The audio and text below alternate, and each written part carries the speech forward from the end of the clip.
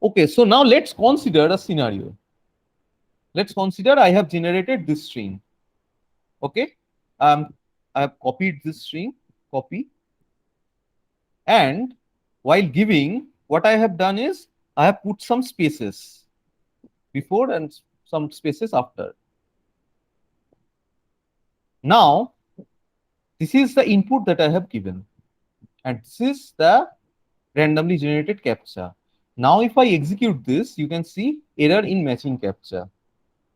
But what I have given is exactly the same, but unintentionally, let's consider I have, the space bar has been stored unintentionally in the beginning and as well as in the at the end. So how to kind of exclude considering them? This is called trimming of a string. So there are basically three functions in string: rstrip, lstrip, and strip. Rstrip strips all the trailing white space or the white spaces in the right side.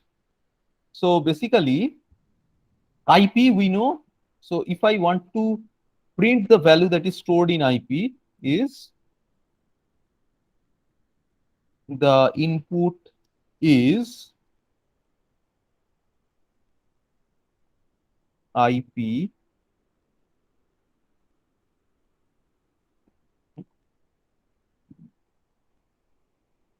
set equals to empty. Now you can see, so this I have intentionally put to actually show you what this IP is actually storing. This IP is actually storing this. There are one, two, two spaces before and two spaces after. So this kind of scenario should be avoided. And to avoid them, what we need to do is we need to apply either of this function based on our need. Strip strips the leading and trailing white spaces from both left and right. L strip basically removes the leading white space from the left, and R strip basically removes the spaces from the right side or the trailing white spaces. Now, what we can do is let's look at the examples. So print, say,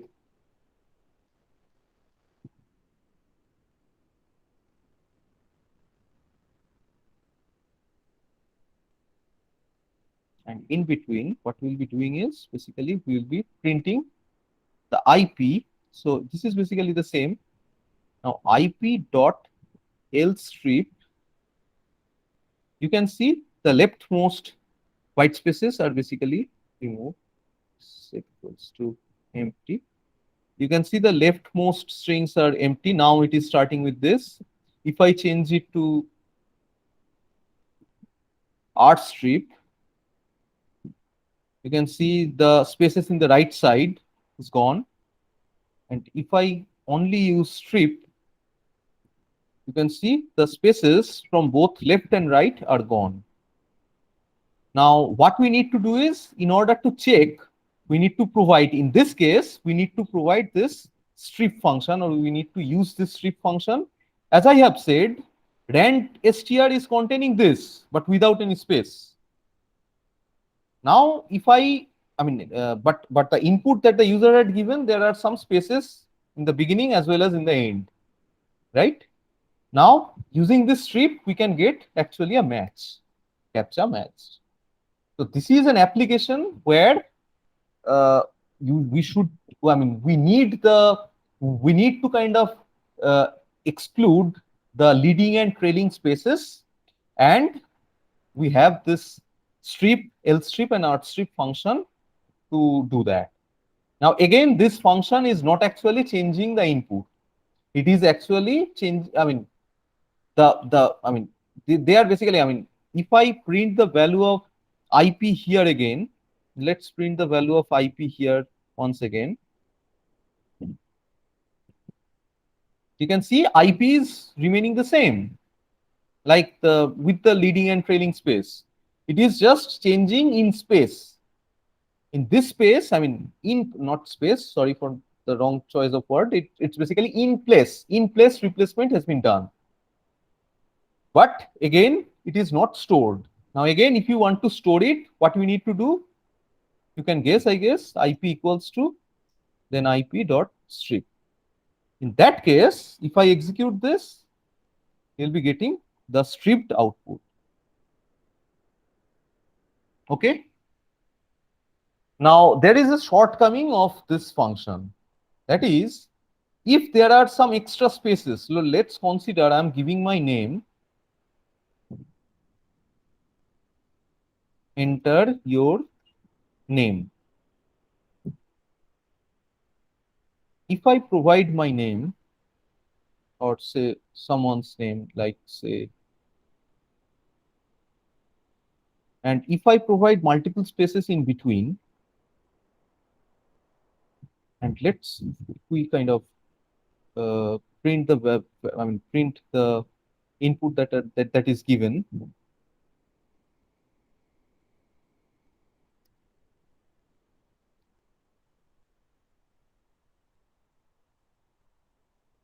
You can see Bruce Wayne. Now, if I apply, say,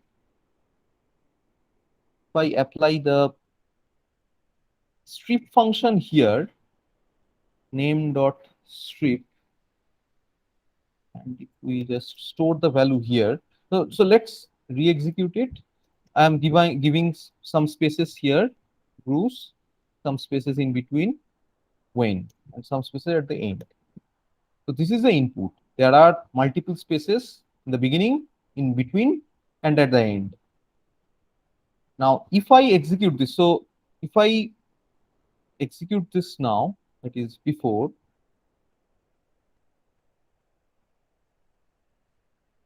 raw input is like this, and if I execute this, the modified input will be, you can see the leading and trailing spaces are removed, but these spaces given in the in between the strings or in between the words are still there. So this is a shortcoming of this strip or else strip or R strip function. Okay. Sir? Yes. Yes. So if we actually mention in the strip that we want to only curtail the, I mean, we remove the space, then all the space can be removed. Sorry, I didn't Uh, get the question. if actually we mention in the strip that we want to strip out the spaces in Mm-hmm. between, then Mm-hmm. only the spaces can be removed. If we, I mean, this strip function will be actually not, I mean, unable to remove these spaces. Okay. So there needs to be other mechanism to kind of delete this kind of unnecessary spaces. There are three spaces, but essentially from our language, knowledge in English, we know one space is sufficient. Yes. There are two extra spaces, and there can be mechanism. We can actually develop the mechanism to exclude these kind of extra spaces in between the string. Okay, Yes. we will be writing them. We will be writing an add Okay. strip later on. Note that it is strip. There is another function that we have discussed, which is split, which is actually which can split a string based on some character or based on some substring. Using split, we have we have discussed one example where using a single input function, we can take multiple inputs. That is a completely different function, which is split.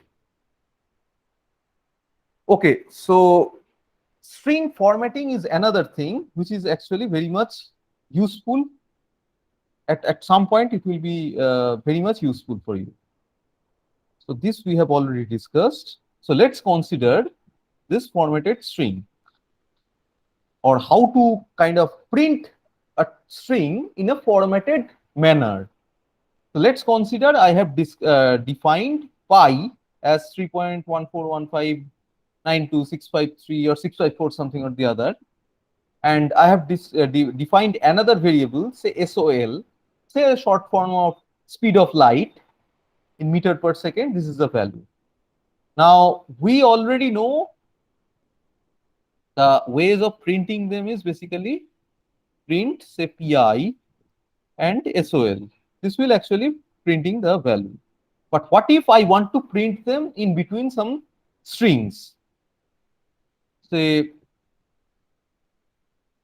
the value of pi equals to what we know, we need to provide them as another parameter, and then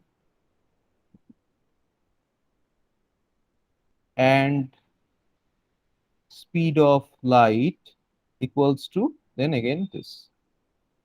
So this is a way of printing this in a formatted manner, right? Now, as you can see in this print function, there are 4 parameters. Again, 4 parameters will be printed, but there are 4 parameters. First parameter, second parameter, third parameter, and fourth parameter. All of them are objects in this case. There are other ways of printing them. One is using this format together with this curly brace or second bracket. So if I execute, we will be getting the same output. So the value of pi equals to, there is an empty opening curly brace and ending curly brace. And speed of light, again, similarly an opening curly brace and ending curly brace.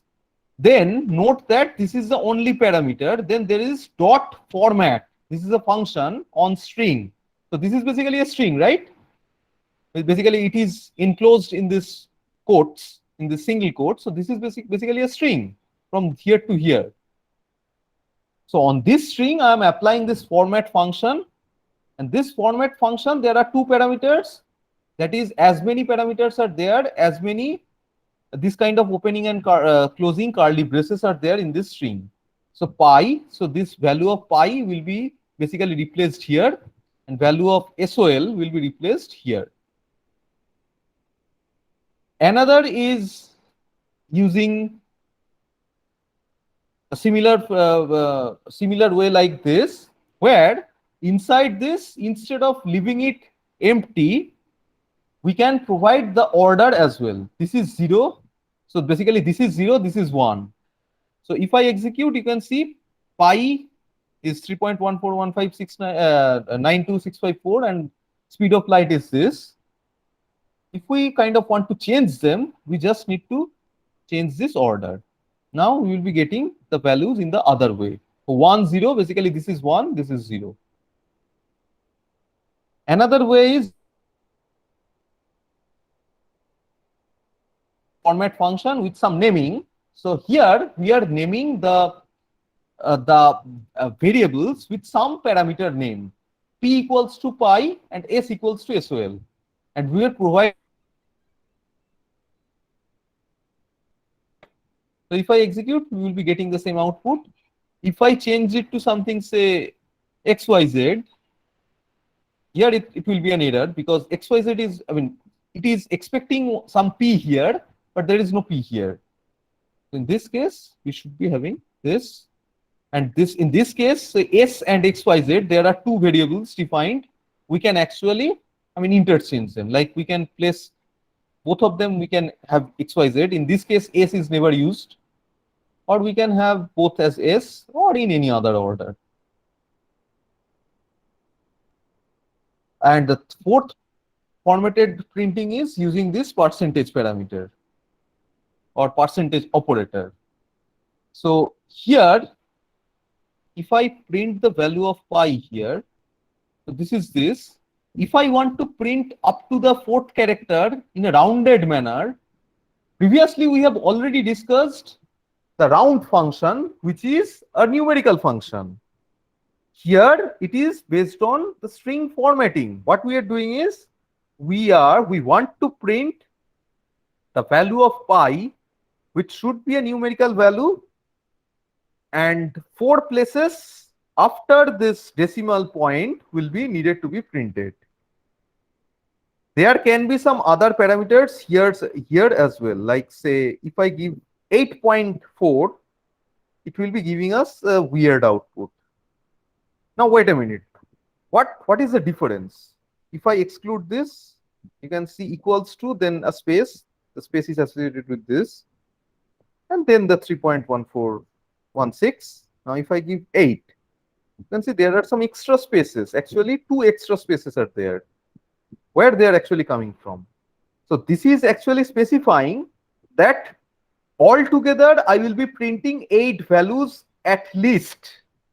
Note my word, at least. At least 8 characters will be printed, and 4 characters will be printed after the point. So 1, 2, 3, 4, 5, 6. But I am specifying at least 8 characters. So that's why this extra 2 spaces are being printed here. So this will be necessary to be applied if you want to print something in a formatted manner, or in simple word, in a well manner. Like if you want to say, if you have another variable, say say a,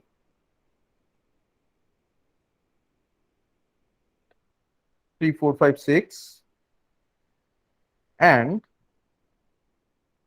so if we just want to print the value, just for the time being, let's exclude this. So a, the value of a is this. Now print pi and print a. You can see they are not actually aligned. Now what if you want to align them?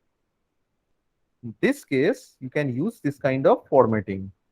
What you need to do is basically you need to put them in this kind of, say, percent. Say if you want to print at least 8 characters, or say at least 8 characters, and after that, after decimal places, 4 character, then you can see, oops, so I need to provide another character here. Then you can see these are actually aligned. So this is an application of this string formatting. Of course, there can be others. So for example, an easy application of this string formatting would be, say, if I have a equals to, say, 123.45, b equals to, say, 5.554, and c equals to, say, 17.5, or say 50. 500 will not be getting printed. So if I want to print them in this kind of manner, like aligned, what we should be doing, we should be providing the at least character, at least number of spaces here. So as we can understand, if I keep them aligned, this is basically the thing, right?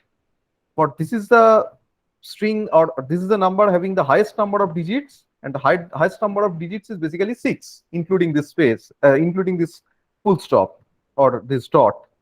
So what we should be providing is %6 dot, say, 2, and then %a, and then similarly b and c.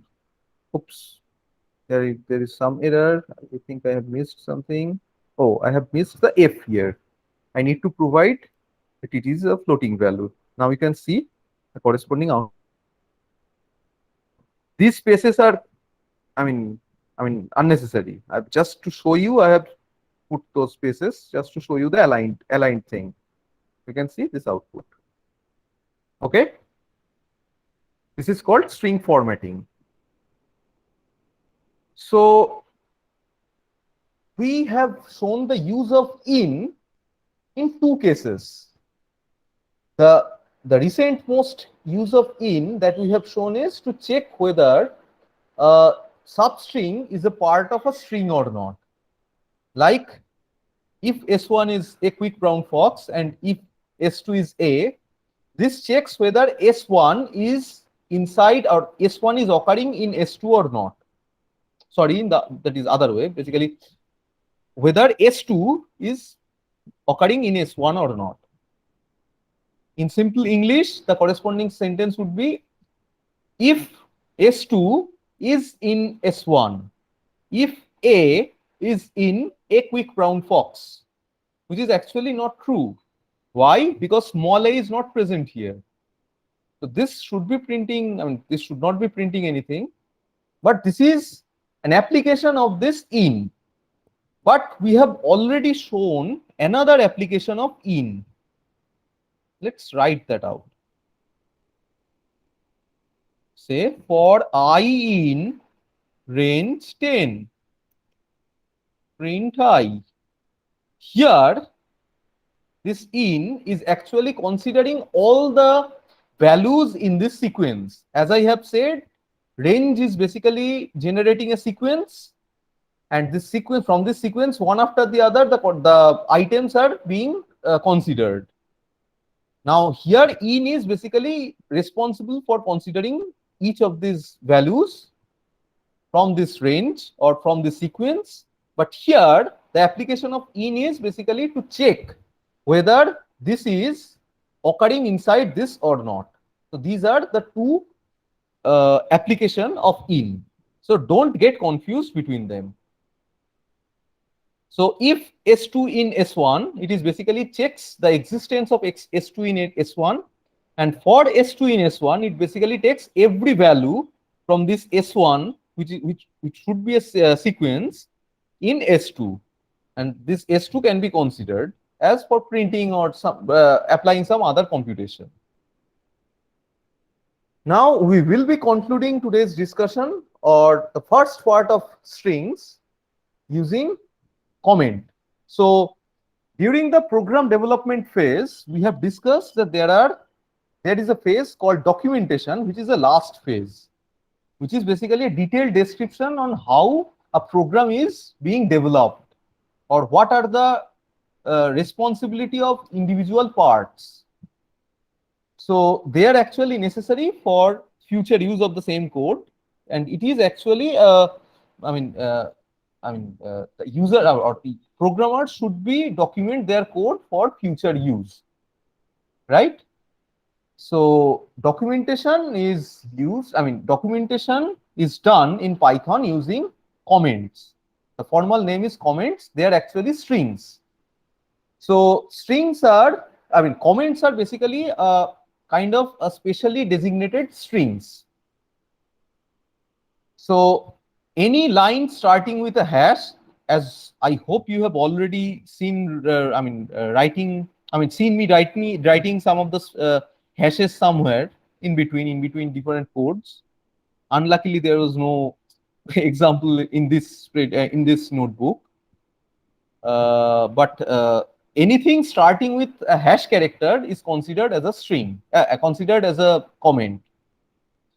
So Python basically, the Python interpreter basically ignores or kind of overlook all the comments. So you can write anything in the comment, but your main motive should be in the comment, you should be writing something meaningful to specify or to specify what your code is actually doing or what your portion of your code is actually doing.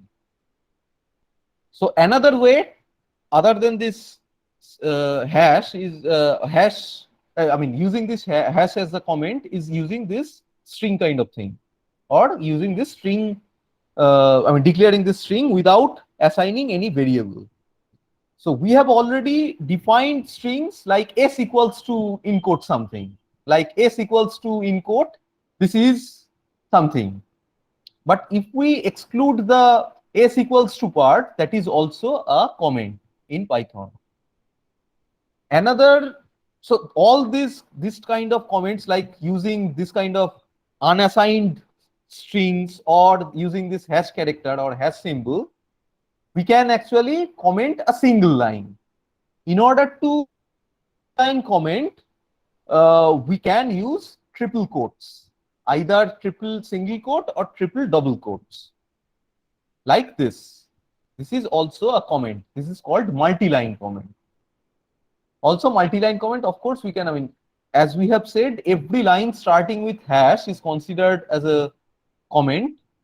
or every, I mean, if we write a statement, if there is a hash character or hash symbol, the rest of the characters in that line will be considered as a comment. Let's look at that as well. So if I write something like a equals to say 15, and then this is a comment, then this part will not be treated or not be considered by the Python interpreter as this is a comment. Now, after this, we should not be writing any statements here. So this will also be considered as comments. So if we really want to put them, we need to put them in different line. So in a line, starting from this hash, rest of the characters will be considered as a string, as a comment. So today we discussed, kind of concluded the discussion on strings, and basically we concentrated on this with in connection to the string comparison. We discussed about captcha generation and captcha verification system. That's it for the first part of string. Later on, we will also be discussing some built-in functions in strings whenever we'll be encountering them. Okay. Thank you so much. Any question?